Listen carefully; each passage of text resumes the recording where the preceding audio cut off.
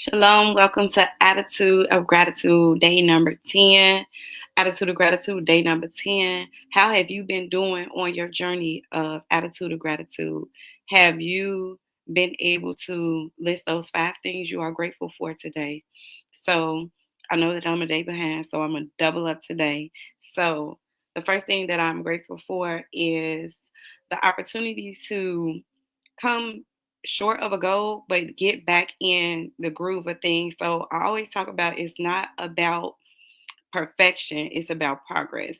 So if you fall off the horse or you fall off track, it's about how you get back in there and get back to it. So don't be discouraged when you don't meet your goals. You have an opportunity each day that you wake up to go ahead and reach for that goal again, to go after that goal, to put in that work that it takes to get to that goal. So I thank God for that. The second thing I thank God for, and it might sound strange, but I am grateful for not being popular. So growing up, a lot of people knew me, a lot of people knew of me, but I was not a popular person. Even though I was on the cheerleading team in grade school and in high school, I was not popular. So by me not being popular, it challenged me to have other things, other characteristics about myself that made me unique, that made me stand out, that made me special to me. So at that time, and you're being a kid, you're not thinking about the first person that I need to love is myself. You're thinking about being able to have friends. You're thinking about other people being able to love and care for you and things of that nature. So it was a challenge at that time, but I thank God for not being popular because it made me become a well rounded person. The third thing that I am grateful for is being challenged. So it didn't feel good when it was happening. So, one thing that I can remember, one instance I can remember back, I was in like the sixth grade. And in the sixth grade, I was like in the top class for sixth grade. And there was a teacher that wanted to teach me. And I was aging out of the opportunity for her to be able to teach me. So this particular teacher asked my mother to send me to summer school just so that she could become my teacher for summer school because she was the only teacher teaching that grade level in summer school. So in summer school, I was in her class, and when she would issue tests out, so we would take tests. And when she would give us a test and we would take the test, I would notice that when she would hand people's tests back, there were students that would get like A's and B's. And then it was like, I got my test paper back and I had an F. And I'm looking like, okay, well, how many did you get wrong? Because I have an F. So when I looked at the other person's test and they had a C, they had like 3 to 5 answers wrong. And I was like, well, I only have two wrong. How do I have an F? So I go back to talk to the teacher and I ask that, and the teacher, like, why do I have an F and I only got two wrong? And so she was like, well, because I expect more from you. You shouldn't have got any wrong. So she was challenging me to be a better person. So my grading scale wasn't the same as the rest of the class, all because she wanted me to rise to the occasion. She wanted me to be better. So she challenged me by grading me on a different grading scale. At the time, I felt that it wasn't fair. I didn't like it. I felt that, why is this teacher being so hard on me? And it was like as time went on, as I got into the seventh grade, as I got into the eighth grade, I came to appreciate, and especially in high school, I came to appreciate that this teacher did that to me because it made me strive harder for excellence. It made me strive harder to be better at something. It made me study a little bit more, especially when you're in competitions and when your grading is in competition with other students, like when it's a reward for doing your best. You want to make sure that you rise to the occasion. You want to have the bragging rights because back then it was you got bragging rights for being smart. you got bragging rights for knowing the answer. So I don't know if the culture is the same now, but back then it was like if you were one of the smartest people in the room, like people like, wait a minute, you gotta come with your best game because that person, they come and they rise to the occasion. So you gotta be able to beat them. So it was imaginary titles. So it was imaginary trophies. It was imaginary belts. If you understand what I'm saying, like you got rewarded for it and you were known for it. So that was something that I am grateful for is the fact that I was challenged. The next thing I'm grateful for is submission, just being able to submit. So I know I've shared with you guys, like I took God as my business partner. So being able to submit to the word of God, being able to get in devotion and being able to submit to what and who I said that I've taken into partnership with.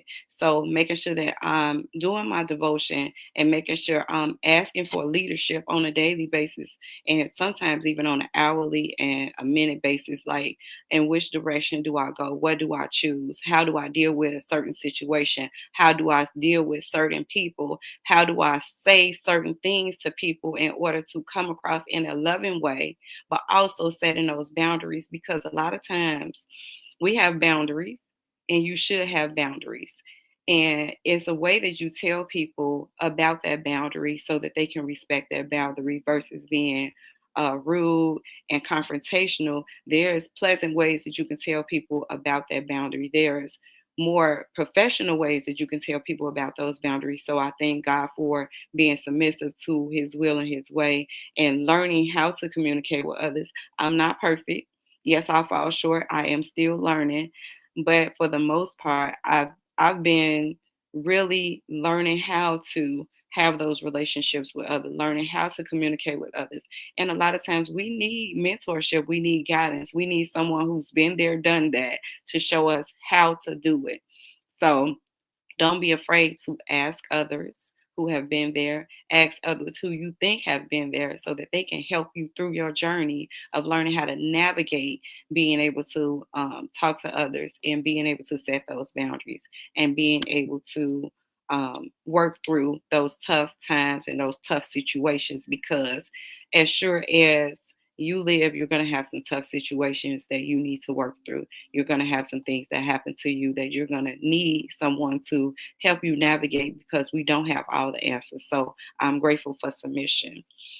The other thing that I am grateful for is protection. So, like I said, you can have 5 different things each day, or some things sometimes you can have the attitude of gratitude and be grateful for something that every day, like waking up in good health and being in your right mind and being able to articulate your words and communicate with someone well. So, submission is one, protection is one. So, the other day I was on my way from one location to another. And during that encounter, traffic was kind of backed up. And so a lot of times when traffic is not flowing in the way that it should, we tend to get upset because traffic is not flowing in the way that it should because you want to get to your destination and you only most of the time allotted for the time it takes to get from point A to point B. You didn't take out the time or factor into your transportation that, oh, what if there's an accident? What if there's this? What if there's that? You didn't factor that into your commute time. So I was on my way from one destination to another, and traffic is backed up, and wondering what's going on. You start to see lights. You see the police lights and stuff like that. You see a squad car. You see the blue lights, but then you can see in the air at a distance. You see black smoke. So at this point, you know that something's on fire. There was a car that was on fire. And at that time, instead of being frustrated about being in traffic, and being and waiting for traffic to move along is like I had to take a moment out to pray and say, I thank God first of all that that isn't me. So and that's our natural response to thank God that it isn't you. But then the other thing I said, I pray that whoever car is on fire, that they were not trapped inside and that they were not harmed in that fire. So I prayed for the person and I prayed for the situation. I don't know if someone was trapped in the vehicle. I don't know if they were harmed by the fire, but I prayed for them because I was like, that's a horrible thing to happen to someone, and things happen and you do not see it coming. You do not know it's going to happen. You had no warning signs.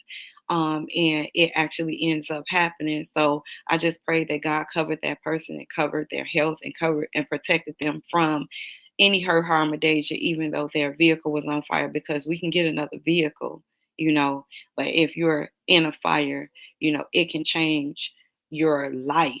Being in a fire, it can change the way you look, it can change the way you feel. You got to go through different things in order to restore you from being in a fire and suffering from a fire. So that was my prayer for that person. So thank you for joining me on the attitude of gratitude.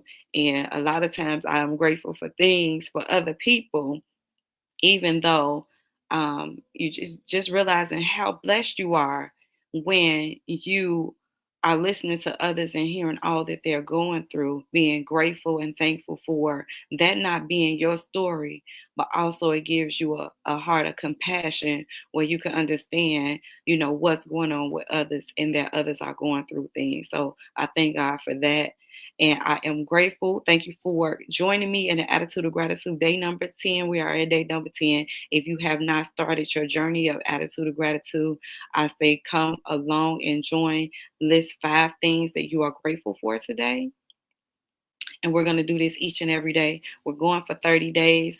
And I thank you for joining me. Once we get to day 30, we're going to decide how we're going to proceed with this. But join me for 30 days. We got 20 days left. We'll probably come back with day number 11 today, only because I'm a day behind. So, like I said, God gives you the ability to get back up and start back and get back in the groove of things. So, it's all about progress, not perfection. So, I am striving to progress forward to be a better version of me, and I hope that you take this journey with me so that you can become the best version of you possible. So I'm just sharing those things that I'm doing to better myself with you so that we can transform, so we can elevate, and so we can become the best version of ourselves each day. I don't know if you're journaling.